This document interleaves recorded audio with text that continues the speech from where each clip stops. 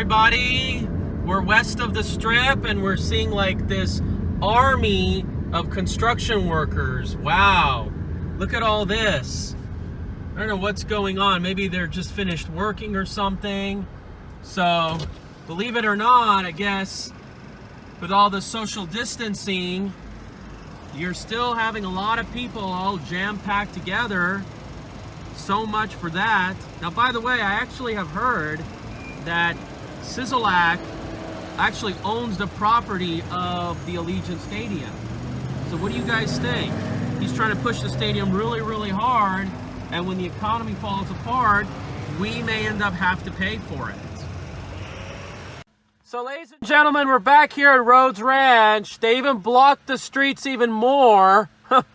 Oh my gosh. So now you have to go all around for the next half a mile. Sorry, you have to drive. Yeah, all the morons that pay all the extra money and Have a good day. HOA fees. No wonder why people in our society is so broke and depressed.